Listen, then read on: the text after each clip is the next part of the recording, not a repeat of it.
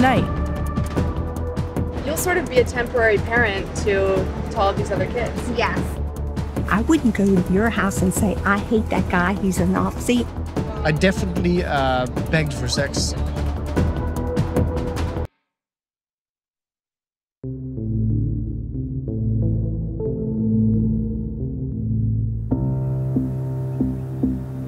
Customs and Border Patrol data leaked to the Associated Press show that arrests at the southern border fell 16% during the first month of President Trump's zero-tolerance policy. Since then, the Trump administration has reversed course on separating families, and a judge has ordered parents and children to be reunited. But for Nimia Rivera and her husband, who were separated from their 2 daughters, the change comes too late.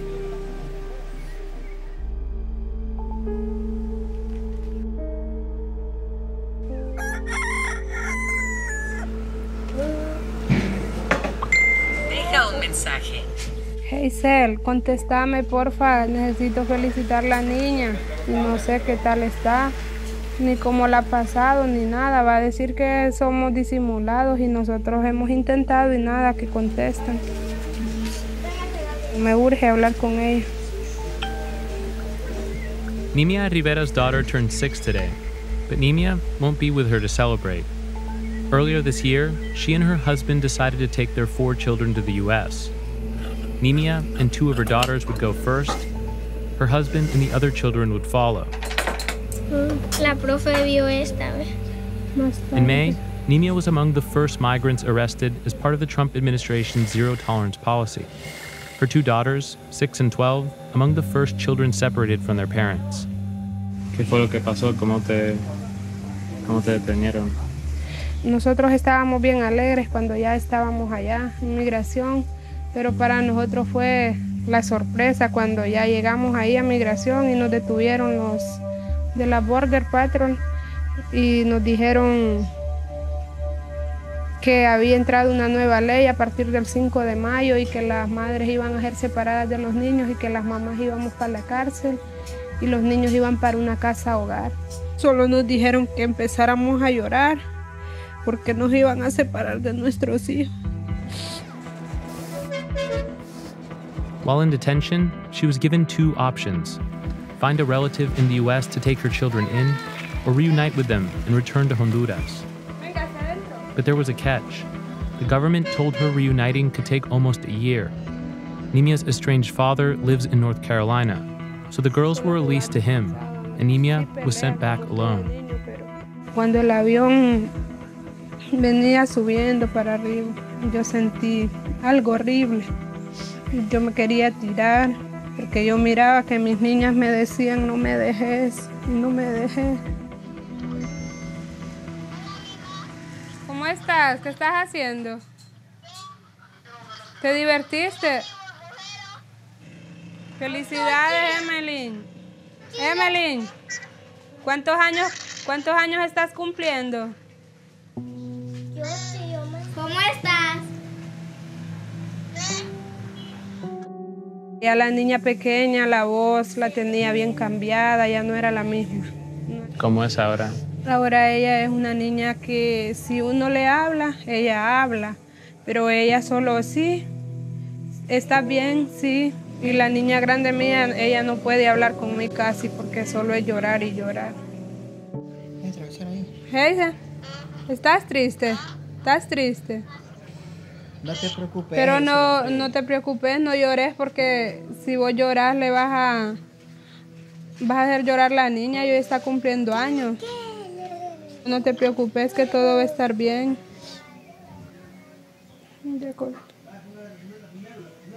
He cambiado en el sentido que yo ya no quiero saber nada. Mi mundo es estar acostada. No tengo ganas de hacer nada. Porque mi vida sin ellas no tiene sentido.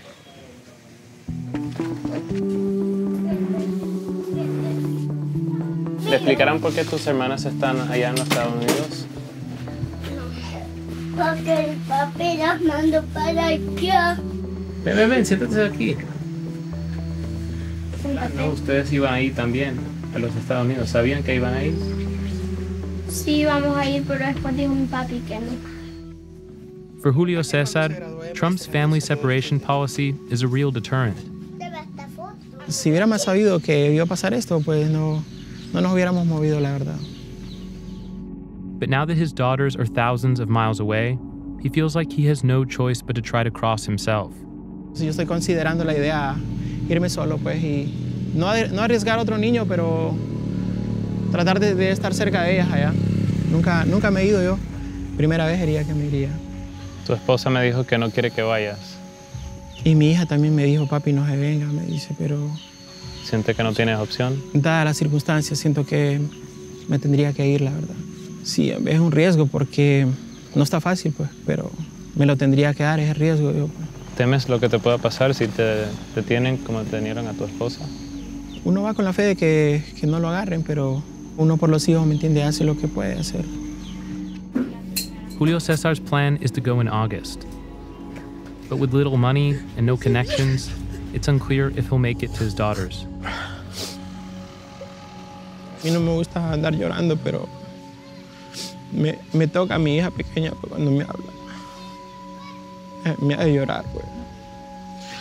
Por eso que no sé qué contestarle cuando me dije que cuando la vuelvo a ver otra vez. Yo le digo, ya no sé cuándo, pero voy a ver qué puedo hacer ya.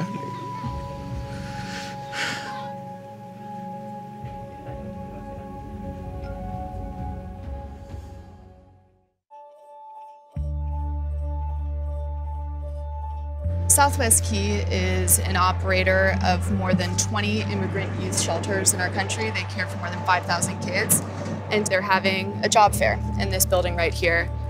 We've only been here for a few minutes, and already a member of our crew was told that media is not welcome and to leave, and since then, police have already showed up. Southwest Key told us they were hiring because the number of unaccompanied minors goes up during the summer, and because the Trump administration's zero-tolerance policy has added more children to its care. The company operates 8 facilities in Arizona. We tracked down a few people as they left the job fair. Ezekiel Alvarez is a nursing assistant. He says his mom was deported to Mexico a few years ago. What are you applying for today? I was applying for a youth caseworker or anything that had to do with medical attention for them. What kinds of questions did they ask you? Any background questions, the age, what type of education do you have? Are you bilingual? Things like that, because obviously you need to be able to communicate with these kids. Why did you want to be a youth caseworker? So I can help immigrated kids. I just wanted to give them some hope and inspiration. Why did you come to the job fair today? I'm looking for a job right now. I've been out of work for a whole year. They told me that I needed a year experience. So you needed a year experience working with kids in order to qualify for any of those positions. How did you find out about this job posting? I actually have a relative that works there. She's been there for about maybe a year and a half. What did she say about what it's like inside the shelter? Everything's all clean. The kids are given good clothes, toiletries, everything's all taken care of over there. Barbara Guerrero told us she was hired by Southwest Key and starts this week. So is there a training period? Yes, there's a 90-day probation, and they train you to see if you are fit for the job. You'll sort of be a temporary parent to all of these other kids. Yes, that's why I want to do it, because I already have kids of my own. I cry watching the videos. Are you emotionally prepared to work with these kids? Yes, because I feel like I'm giving back and I'm doing something about it, as opposed to just sitting down crying about it.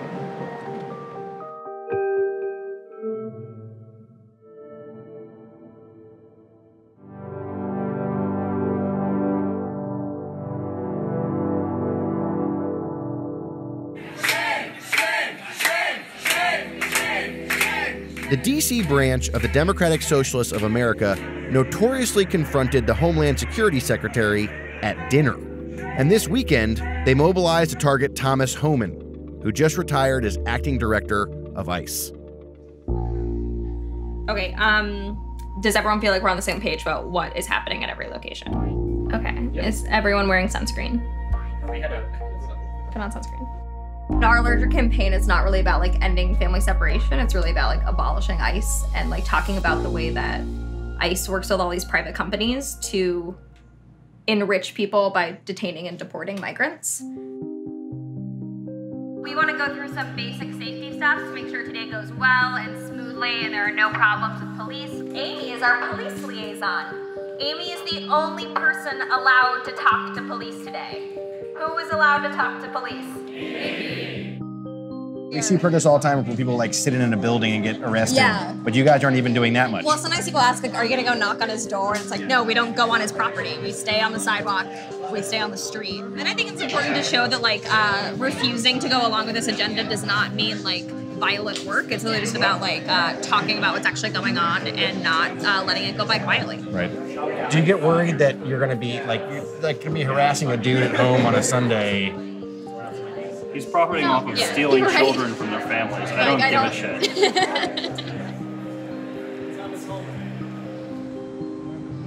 You've been scoping this guy for a while. You've been getting, this is like James Bond. You've been like watching him. Part of this trying to learn his routines. How long did it take to set this up? For an action like this, it took about 40 people to plan. 40 people in a month? Yep. Wow. Mic check. There is increased security on the target street, but it is actually good news because it means that he's probably home. Okay, let's form up. No hate, no fear. Immigrants are welcome here. No hate, no fear. Immigrants are welcome here. No hate, no fear. Aquí estamos y no nos vamos. Aquí. Can marshals get it? We need to be on the sidewalk today. I'm fine. Block it all you want. It's clear that Tommy and his allies know what they do is cruel. It's clear that they just don't care. Now, Tommy may be retiring, So yeah, some neighbors aren't too but he's thrilled. not done. Oh no, he's she going to was transition cursing into the at private us. sector. You're not going to win her Which, over. by the way, Probably is not. unregulated. She knows these people.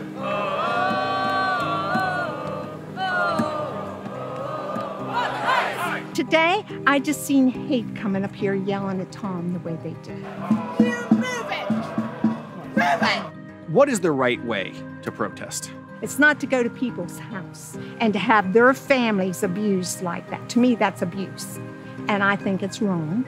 I don't think it should be done. I wouldn't go to your house and say, I hate that guy, he's a Nazi, or he's this or that. I would never do something like that. So this is probably our biggest ever action. You can see how scared people in the administration are. I heard from somebody in the neighborhood who knows the Homans really well that Tom Homan's wife was in that house and she was like really freaked out. Is that good? It's unfortunate she doesn't feel good, but you want to know who feels really bad? People on the other side of the door of an ICE agent. So for maybe 1 hour, she felt what millions of people in this country feel every single day. There are going to be people who watch this, and they're going to say they're doing everything against their own interest. A lot of liberals are going to say that. You guys are screwing them. Yeah, they said the same thing when we interrupted someone's dinner, and the next day the policy changed.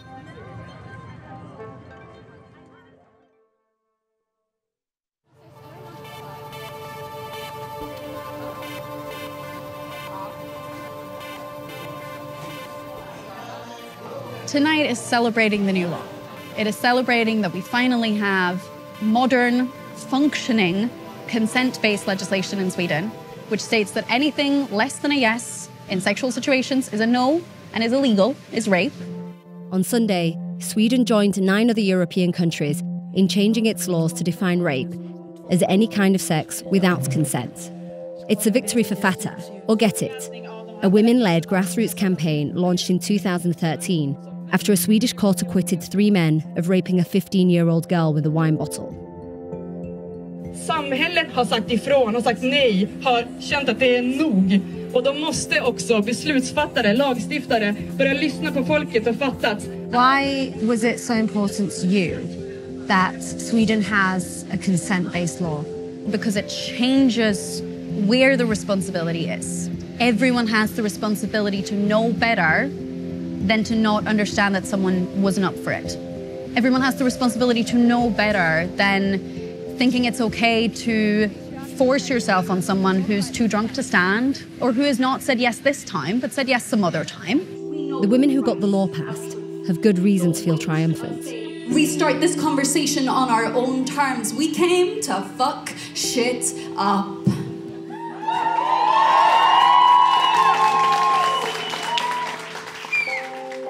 But when it comes to implementing the law, it's still mostly just vague.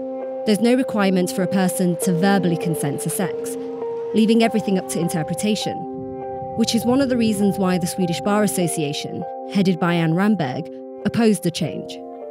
What a lot of people might say is if people are changing their approach to sexual abuse and sexual harassment and changing the definition of what rape is, then why shouldn't the law reflect that? What's wrong with that?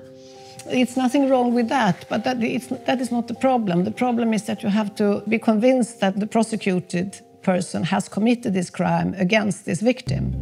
It has to be voluntary in every stage of the sexual act. I mean, every move you do, a sexual act is about communication between two human beings. And when the legislation now defines or say that it has to be voluntary and it has to be expressed, it doesn't, though, state in what sense it has to be expressed. So you think it's introduced grey areas? Yeah, I am convinced that the courts will have huge problems with this. Before rape cases can even get to the courts, there have to be arrests.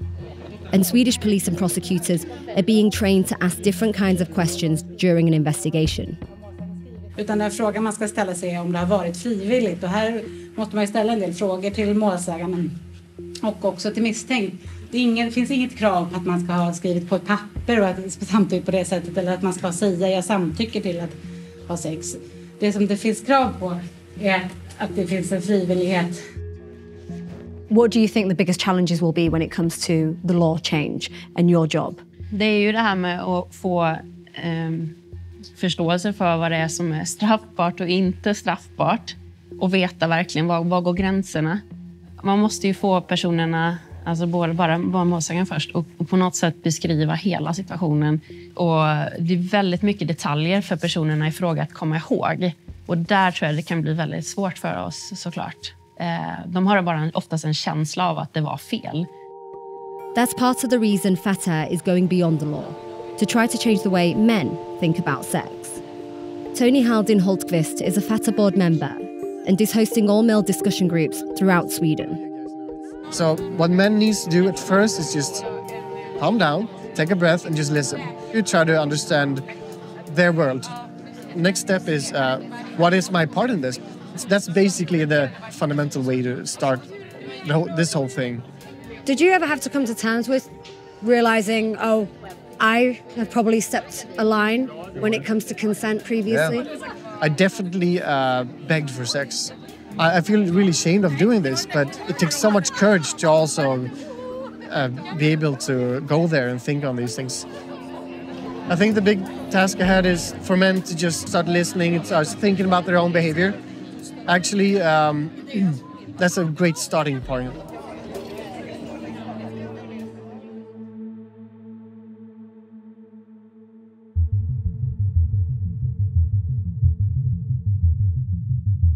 I'm Debra Granik, and I directed a film called Leave No Trace, which is based on the novel My Abandonment by Peter Rock. And it's a story situated in the Pacific Northwest about a father and daughter who live undetected in a public park on the outskirts of Portland. The father's veteran identity was a part of the story that was embedded in Peter Rock's novel, and what happens after the war affects generations to follow, and then what happens to them once they're detected, and how they fare, where they go, and the suspense of how they survive.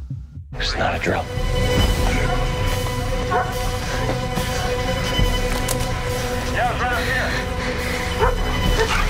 He's got him.